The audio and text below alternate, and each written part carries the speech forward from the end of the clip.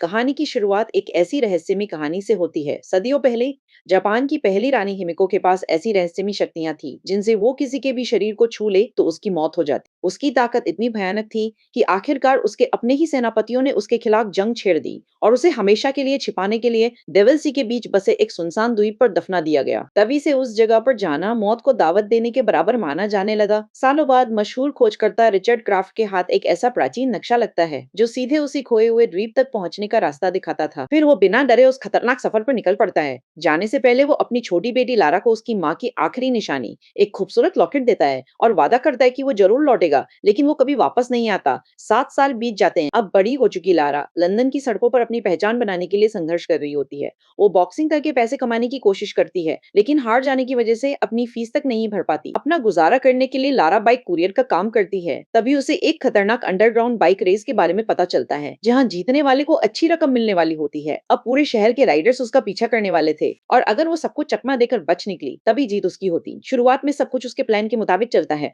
Lara लगभग race जीत ही चुकी होती है, लेकिन तभी उसकी नजर एक ऐसे शख्स में पड़ती है जो बिल्कुल उसके गुमशुदा पिता जैसा दिखाई देता है। उसका ध्यान भटक जाता है और तेज रफ्तार बाइक सीधे पुलिस की गाड़ी से टकरा जाती है। अगले ही पल वो पुलिस स्टेशन के अंदर बैठी होती है। कुछ देर बाद उसके पिता की पुरानी बिजनेस पार्टनर एना मिलर वहां पहुंचती हैं और उसे छुड़वा लेती हैं। वो लारा को बताती है कि उसके नाम करोड़ों की विरासत है, लेकिन लारा उस दौलत को लेने से साफ इनकार कर देती है क्योंकि उसके लिए उसका पिता उसे छोड़कर जा चुका था। तभी एना एक ऐसा सच बताती है जिसे सुनकर लारा भी हैरान रह जाती है।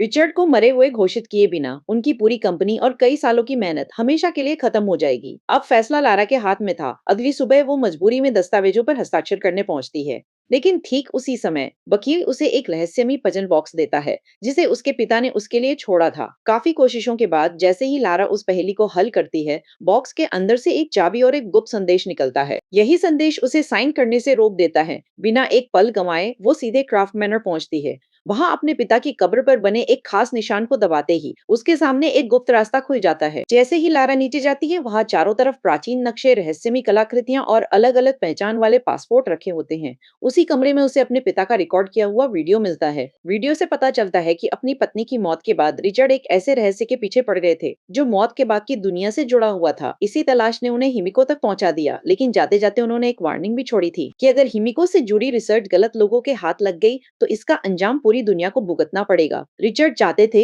कि लारा सारी फाइलें तुरंत नष्ट कर दे, लेकिन लारा ऐसा नहीं करती। वो फाइलें खोलती है और वहीं से उसे उस खोए हुए द्वीप यामाताई का नाम पता चलता है। साथ ही उसे एक और अहम सुराग मिलता है।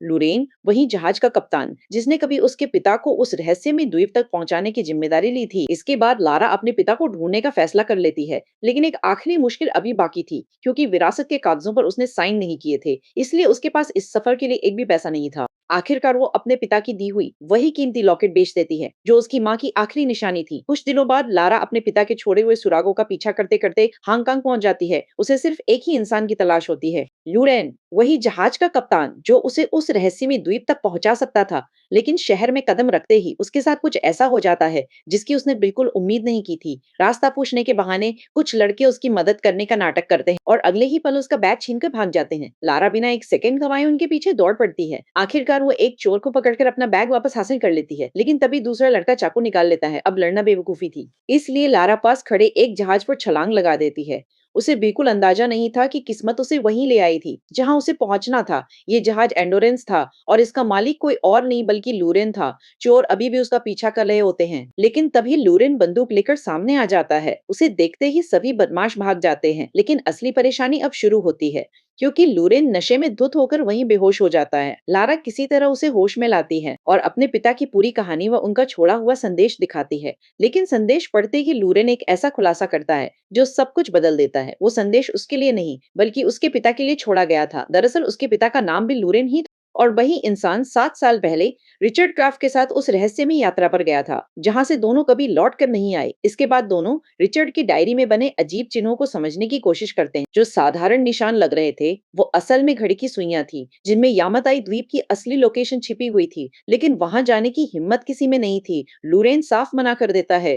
वो बताता है कि डेविल सी में जाने वाला शायद ही कभी जिंदा लौटता है, लेकिन लारा हार मानने वालों में से नहीं थी। वो उसे अच्छी रकम देने की पेशकश करती है। कुछ पल सोचने के बाद आखिरकार वो इस खतरनाक सफर के लिए तैयार हो जाता है। कुछ ही देर बाद दोनों जहाज लेकर समुद्र की ओर निकल पड़ते हैं। रास्ते में लारा अपने पिता की रिसर्च पढ़ती है। तभी उसे पता चलता है कि हिमिको की कब्र तक पहुंचना लगभग नामुमकिन है। और सबसे डरावनी बात, रिचर्ड ने अपनी डायरी में एक गुप्त संगठन ट्रिनिटी का भी जिक्र किया था। एक ऐसा संगठन जो हिमिको की शक्तियां हासिल करके पूरी दुनिया पर राज करना चाहता था। अब सवाल सिर्फ खजाने का नहीं था। अगर ट्रिनिटी कामयाब हो गई तो पूरी दुनिया खतरे में पड़ जाएगी। समुद्र के बीच सफर करते हुए लारा के मन में भी एक सवाल उठता है, क्या उसके पिता सच की तलाश कर रहे थे या फिर ये रहस्य उन्हें पागल बना चुका था? लेकिन जवाब मिलने से पहले ही अचानक समुद्र में भयंकर तूफान आ जाता है। विशाल लहरें जहाज को खिलौने की तरह उछालने लगती हैं। लूरेन पूरी ताकत से जहाज संभालने की कोशिश करता है, लेकिन हालात उसके हाथ से निकल चुके थे। वो लारा को तुरंत जहाज छोड़ने के लिए कहता है, लेकिन तभी लारा को याद आता है कि उसके पिता की डायरी अभी भी अंदर रह गई है। वो अपनी जान की परवाह किए बिना वापस जहाज के अंदर दौड़ पड़ती है। अचानक एक विशाल लहर पूरे जहाज को दो टुकड़ों में तोड़ देती है। लूरेन समुद्र में बह जाता है और लारा किसी तरह किनारे तक पहुंच जाती है। जब उसे होश आता है तो चारों तरफ अजीब सन्नाटा होता है, लेकिन तभी उसे दूर कुछ रहस्यमयी लोग दिखाई देते हैं। वो कुछ समझ पाती उससे पहले ही कोई पीछे से उसके सिर पर वार कर देता है और अगले ही पल उसकी आंखों के सामने अंधेरा छा जाता है। जब उसे होश आता है तो वो खुद को एक तंबू के अंदर कैद पाती है। उसके सामने बैठा होता एक रहस्यमयी आदमी मैथियस वोगेल। लारा अपना बैग उठाने की कोशिश करती है, लेकिन वोगेल उसे रोक देता है। वो मुस्कुराते हुए बताता है कि वो पहले ही उसके बैग की तलाशी ले चुका है। वो रिचर्ड की डायरी उसके सामने रख देता है और एक ऐसी बात कहता है जिसे सुनकर लारा के पैरों तले जमीन खिसक जाती है। वोगेल बताता है कि वो रिचर्ड क्राफ्ट को अच्छी तरह जानता था। रिचर्ड पहले भी इस द्वीप पर आया था, लेकिन उसने हिमिको की कब्र खोजने में उसकी मदद करने से इनकार कर दिया था। और फिर वोगेल बिना किसी पछतावे के स्वीकार करता है कि रिचर्ड क्राफ्ट को उसी ने अपने हाथों से मार डाला था। ये सुनते ही लारा पूरी तरह टूट जाती है, लेकिन उसका सबसे बड़ा झटका अभी बाकी था। तंबू से बाहर निकलते ही चारों तरफ हथियारबंद सैनिक, कैद किए गए मासूम लोग और पहाड़ों को उड़ाने वाले विस्फोट। अब साफ हो चुका था कि ये कोई साधारण अभियान नहीं था। ट्रिनिटी पूरे द्वीप को खोद डालना चाहती थी, सिर्फ हिमिको की कब्र तक पहुंचने के लिए। इसी बीच लारा को भी कैद कर लिया जाता है। वहीं उसकी नजर लूरेन पर पड़ती है, जो जिंदा तो था लेकिन बाकी कैदियों की तरह जबरदस्ती मजदूरी करने पर मजबूर था। अब दोनों समझ चुके थे कि इस द्वीप से बचकर निकलना आसान नहीं होगा। और तभी लारा लूरेन को सच्चाई बताती है कि वोगेल ने उसके पिता की हत्या की थी। लारा के शब्द सुनते ही लूरेन की आंखों में गुस्सा भर जाता है। फिर वो एक और चौंकाने वाला सच बताता है, बोगेल ने सिर्फ रिचर्ड क्राफ्ट ही नहीं बल्कि उसके पिता की भी हत्या की थी। अब ये लड़ाई सिर्फ लारा की नहीं रही थी, दोनों का दुश्मन एक ही इंसान था। इसी बीच सभी कैदियों को एक नई खुदाई वाली जगह पर ले जाया जाता है। रिचर्ड की डायरी में छिपे सुरागों की मदद से वोगेल आखिरकार उस जगह तक पहुंच चुका था जहां हिमिको की कब्र का प्रवेश द्वार होने का शक था। सैकड़ों कैदियों से दिन रात खुदाई करवाई जा रही थी। तभी लगातार काम करते करते एक बूढ़ा आदमी थककर गिर पड़ता है। गार्ड उसे उठने का आदेश देता है, लेकिन जब वो उठ नहीं पाता तो लारा और लूरेन उसकी मदद करने की कोशिश करते हैं। अगले ही पल वोगेल बिना एक पल सोचे उस बूढ़े आदमी को सबके सामने गोली मार देता है। तभी लूरेन अपना आपा खो बैठता है। वो एक गार्ड पर टूट पड़ता है और पूरे कैंप में अफरा तफरी मच जाती है। इसी मौके का फायदा उठाकर वो लारा को भागने का इशारा करता है और लारा घने जंगल की तरफ दौड़ पड़ती है। पीछे लूरेन अकेला सैनिकों से लड़ता रहता है ताकि लारा जितनी दूर हो सके निकल जाए, लेकिन तभी वोगेल उसके हाथ पर गोली मार देता है। लूरेन वहीं गिर पड़ता है और दोबारा कैद कर लिया जाता है। उधर भागते भागते लारा एक ऊंची चट्टान तक पहुंच जाती है। पीछे से गोलियां लगातार उसकी तरफ बढ़ रही थी। घबराहट में उसका पैर फिसल जाता है और वो सीधी गहरी नदी में जा गिरती है। तेज बहाव उसे एक विशाल झरने की तरफ ले जाने लगता है। ऐसा लग रहा था अब उसका बचना नामुमकिन है, लेकिन तभी उसकी नजर चट्टानों के बीच फंसे एक पुराने हवाई जहाज के टूटे हुए पंख पर पड़ती है। वो किसी तरह उसे पकड़कर ऊपर चढ़ जाती है, लेकिन जैसे ही वो उस पर दौड़ती है, पुराना लोहा उसके पैरों के नीचे टूटने लगता है। कुछ ही सेकंड बाद वो फिर से गहरी खाई में गिर जाती है। गिरते हुए उसके हाथ एक पुराने पैराशूट से टकराते हैं। वो किसी तरह उसे खोल देती है और मौत से कुछ फीट पहले जमीन पर आ गिरती है। हालांकि वो बच जाती है, लेकिन उसके शरीर में लोहे का एक नुकीला टुकड़ा गहराई तक घुस चुका होता है। चारों तरफ कोई नहीं। दर्द से तड़पती हुई लारा खुद ही उस लोहे के टुकड़े को बाहर निकालती है। किसी तरह वो पास की गुफा में पहुंच के खुद को छिपा लेती है। रात होते ही गुफा के बाहर किसी के कदमों की आवाज आने लगती है। लारा संभल भी नहीं पाती कि वोगेल का एक सैनिक उसे ढूंढ निकालता है। वो उसे घसीटकर वापस कैंप ले जाने की कोशिश करता है, लेकिन अब लारा पहले जैसी नहीं रही थी।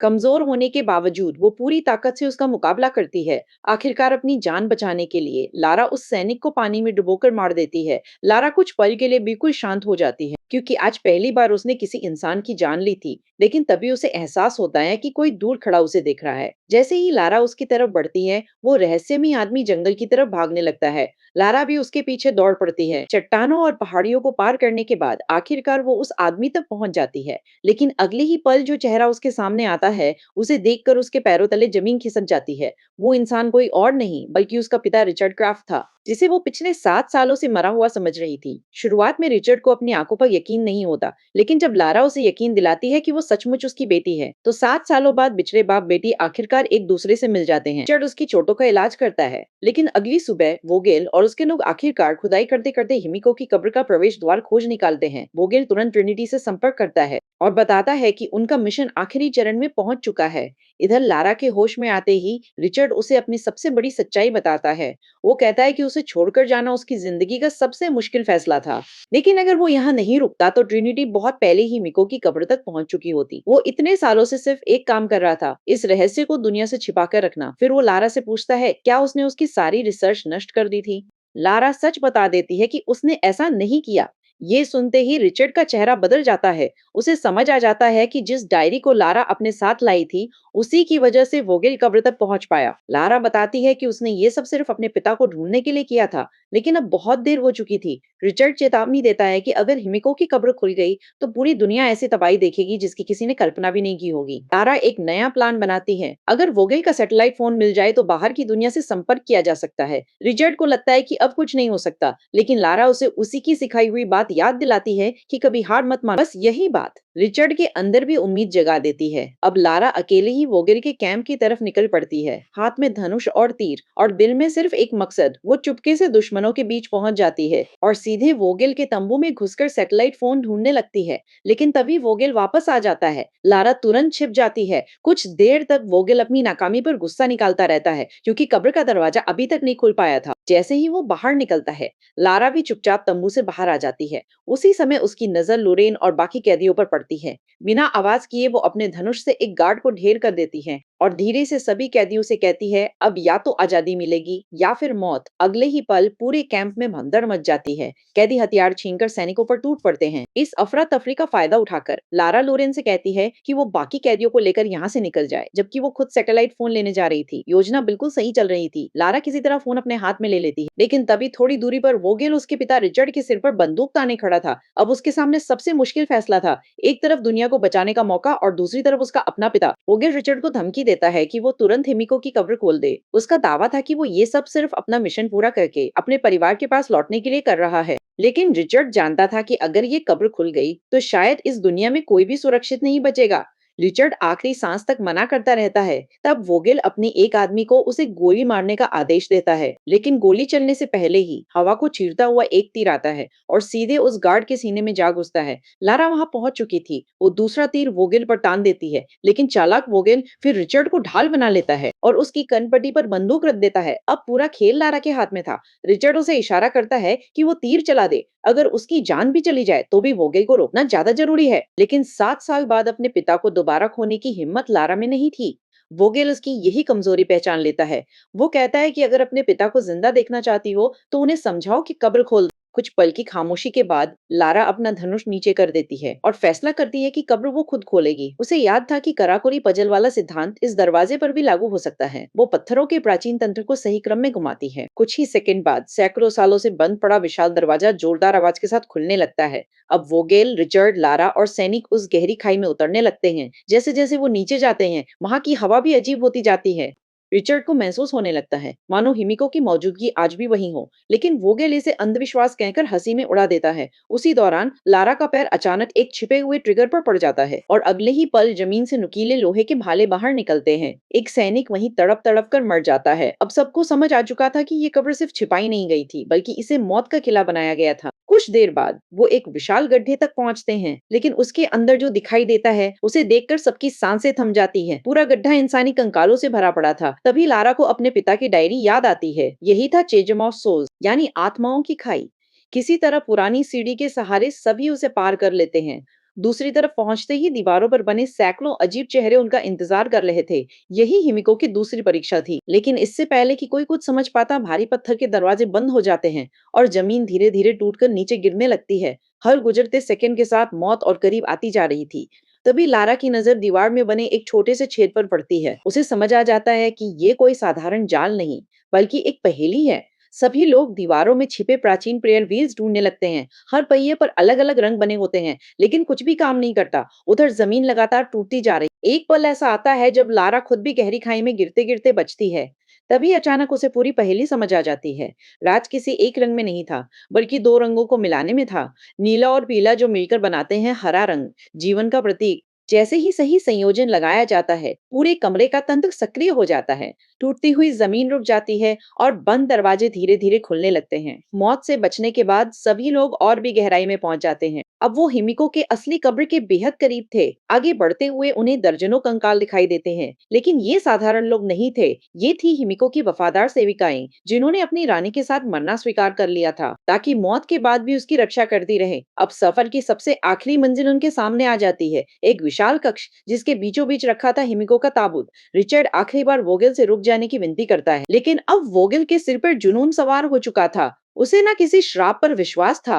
उसके आदेश मिलते ही सैनिक धीरे धीरे ताबूत खोलना शुरू कर देते हैं। जैसे ही ढक्कन हटता है, सबकी नजरें अंदर टिक जाती है। सैकड़ों साल पुराना हिमिको का शरीर अभी भी लगभग सुरक्षित दिखाई दे रहा था, लेकिन अगले ही पल वो शरीर उनकी आंखों के सामने तेजी से सड़ने लगता है और कुछ ही सेकंड में सिर्फ एक सूखा हुआ कंकाल बनकर रह जाता है। ओगेल इसे भी पुरानी चाल समझकर नजरअंदाज कर देता है। वो तुरंत सैनिकों को आदेश देता है कि शरीर को बाहर ले जाने की तैयारी करो, लेकिन उसी समय लारा की नजर दीवारों पर बनी प्राचीन चित्रकारी पर पड़ती है और यहीं उसे एक ऐसा सच समझ में आता है जो अब तक किसी ने नहीं देखा था। उन चित्रों में हिमिको को राक्षस की तरह नहीं, बल्कि अपनी मर्जी से इस कब्र के अंदर प्रवेश करते हुए दिखाया गया था। दीवारों पर बनी चित्रकारी देखकर लारा को आखिरकार हिमिको का असली सच समझ में आ जाता है। हिमिको कोई राक्षस नहीं थी, बल्कि उसने पूरी दुनिया को बचाने के लिए खुद को इस कब्र के अंदर हमेशा के लिए कैद कर लिया था। उसके शरीर में एक ऐसी घातक बीमारी फैल चुकी थी, जो अगर बाहर निकल जाती तो पूरी मानव जाति खत्म हो सकती थी। यही वजह थी कि उसने अपनी मौत को स्वीकार किया। ये समझते ही लारा सबको चेतावनी देती है कि कोई भी हिमिको के शरीर को हाथ ना लगाए, लेकिन वोगेल उसकी एक भी बात नहीं सुनता। जैसे ही उसका एक सैनिक हिमिको के शरीर को छूता है, अगले ही पल उसके हाथ की चमड़ी काली पड़ने लगती है। कुछ ही सेकंड में वो सड़न उसके पूरे शरीर में फैल जाती है। अब सबको समझ आ चुका था, ये कोई श्राप नहीं, बल्कि एक बेहद खतरनाक संक्रमण था। डर के मारे संक्रमित सैनिक चारों तरफ अंधाधुंध गोलियां चलाने लगता है। हालात बेकाबू होते देख वोगेल खुद उसे गोली मार देता है, लेकिन इतना सब देखने के बाद भी उसका लालच खत्म नहीं होता। वो फैसला करता है कि पूरे शरीर को ले जाना मुश्किल है, इसलिए वो सिर्फ हिमिको की एक उंगली काटकर ट्रिनिटी के पास ले जाएगा। जैसे ही वोगेल का ध्यान भटकता है, लारा और रिचर्ड समझ जाते हैं यही उनका आखिरी मौका था। लारा तुरंत एक सैनिक पर हमला कर देती है, वहीं रिचर्ड मरे हुए सैनिक की बंदूक उठाकर सीधे वोगेल की टांग में गोली मार देता है। इस अफरा तफरी का फायदा उठाकर लारा कब्र के और अंदर भागने लगती है। पीछे पीछे कई सैनिक भी उसका पीछा करने लगते हैं। दूसरी तरफ घायल होने के बावजूद वोगेल हिमिको की संक्रमित उंगली लेकर भागने की कोशिश करता है, लेकिन तभी रिचर्ड उसका रास्ता रोक लेता है। वो किसी भी कीमत पर उस संक्रमण को इस द्वीप से बाहर नहीं जाने देना चाहता था। कुछ देर बाद वोगेल की बंदूक की गोलियां खत्म हो जाती है। अब पहली बार रिचर्ड उस पर भारी पड़ रहा था, लेकिन तभी संक्रमित सैनिक दोबारा उठ खड़ा होता है और सीधे रिचर्ड पर हमला कर देता है। रिचर्ड किसी तरह उसे मार गिराता, लेकिन इस लड़ाई के दौरान संक्रमण उसके शरीर तक भी पहुंच चुका था। ये महसूस होते ही वो तुरंत अपना हाथ कसकर बांध देता है, ताकि बीमारी कुछ देर धीमी पड़ जाए। उधर लारा सैनिकों से बचती हुई कब्र के अंदर भाग रही होती है। तभी वो एक सैनिक को अपने पीछे आने देती है और उसे एक पुराने जाल तक ले जाती है। जैसे ही सैनिक उसके करीब पहुंचता है, लारा ट्रिगर पर पैर रख देती है। अगले ही पल विशाल नुकीली लकड़ी झूलती हुई आती है और सैनिक को वही मौत की घाट उतार देती है। लारा किसी तरह खुद को बचाकर वापस रिचर्ड के पास पहुंचती है, लेकिन जैसे ही उसकी नजर अपने पिता के हाथ पर पड़ती है, उसका दिल बैठ जाता है। संक्रमण अब रिचर्ड तक पहुंच चुका था। रिचर्ड तुरंत उसे अपने पास आने से रोक देता है। वो जानता था अब उसका बचना नामुमकिन है। भारी मन से वो लारा से सिर्फ एक आखिरी वादा मांगता है कि वोगेल को किसी भी कीमत पर रोकना होगा। फिर वो अपना आखिरी फैसला सुन, वो यही रुकेगा और पूरी कब्र को हमेशा के लिए तबाह कर देगा, ताकि ये संक्रमण दोबारा कभी दुनिया तक ना पहुंच सके। ये सुनकर लारा पूरी तरह टूट जाती है। 7 सालों तक अपने पिता को खोजने के बाद आज जब वो उसे वापस मिली थी, तो किस्मत फिर उसे उससे छीन रही थी। वो बार बार उनसे चलने की विनती करती है, लेकिन रिचर्ड मुस्कुराते हुए मना कर देता है। वो कहता है कि उसे अपनी बेटी पर हमेशा गर्व रहेगा। आज वो वही बहादुर इंसान बन चुकी है जिसकी उसने हमेशा उम्मीद की थी। और यही कहते हुए वो लारा को आखिरी बार अलविदा कह देता है। आंखों में आंसू लिए लारा अपने पिता का मिशन पूरा करने निकल पड़ती है। कुछ ही देर बाद वो वोगेल तक पहुंच जाती है। वोगेल एक सीढ़ी के सहारे चेज़म ऑफ सोल्स पार करके भागने की कोशिश कर लारा बिना सोचे उसी सीढ़ी पर छलांग लगा देती है। दोनों के बीच आखिरी और सबसे खतरनाक लड़ाई शुरू हो जाती है। शुरुआत में वोगेल लारा पर भारी पड़ता है। वो उसका गला दबाकर उसे मारने की कोशिश करता है, लेकिन लारा पूरी ताकत से खुद को छुड़ाती है और जोरदार लात मारकर वोगेल का संतुलन बिगाड़ देती है। सीढ़ी नीचे गिर जाती है और वोगेल वहीं फंस जाता है। गुस्से में पागल होकर वो पिकैक्स उठाकर पूरी ताकत से लारा पर हमला कर देता है, लेकिन तभी पूरी कब्र जोरदार धमाकों से हिलने लगती है। रिचर्ड अपना आखिरी बलिदान दे चुका था। धमाकों से पैदा हुई अफरा तफरी का फायदा उठाकर लारा तुरंत हिमिको की संक्रमित उंगली वाला बैग छीन लेती है और अगले ही पल वो जबरदस्ती वो संक्रमित उंगली वोगेल के मुंह में ठूस देती है। कुछ ही सेकंड में संक्रमण उसके पूरे शरीर में फैलने लगता है। दर्द से चीखता हुआ वोगेल संतुलन खो देता है। लारा आखिरी जोरदार लात मारती है और वोगेल हमेशा के लिए चेज़म ऑफ सोल्स की गहराई में गिर जाता है। लेकिन खतरा अभी खत्म नहीं हुआ था। पूरी कब्र तेजी से ढहने लगती है। लारा पूरी रफ्तार से बाहर की तरफ दौड़ती है। एक जगह उसे विशाल खाई पार करनी पड़ती है। वो अपनी पिकैक्स दीवार में गाड़कर किसी तरह खुद को संभालती है और आखिरी सेकंड में बाहर निकल आती है। पीछे पूरा मकबरा हमेशा के लिए मलबे में दफन हो जाता है। बाहर लूरेन और बाकी लोग लगातार लारा को खोज रहे। मलबे के बीच से लारा बाहर निकलती दिखाई देती है। लूरेन तुरंत उसे बाहर खींच लेता है, लेकिन उसकी आंखों में देखते ही समझ जाता है रिचर्ड अब कभी वापस नहीं आएंगे। कुछ देर बाद ट्रिनिटी का हेलीकॉप्टर वोगेल को लेने वहां पहुंचता है, लेकिन इस बार शिकार और शिकारी की जगह बदल चुकी थी। लारा और बाकी लोग मिलकर पायलटों पर हमला कर देते और उन्हें मजबूर कर देते हैं कि वो सभी को सुरक्षित लंदन वापस ले जाए। लंदन लौटने के बाद लारा आखिरकार अपने पिता को कानूनी रूप से मृत घोषित कर देती है। अब क्राफ्ट होल्डिंग्स की जिम्मेदारी उसके हाथ में आ जाती है और इसी दमदार क्लाइमेक्स के साथ ये फिल्म यही खत्म हो जाती है।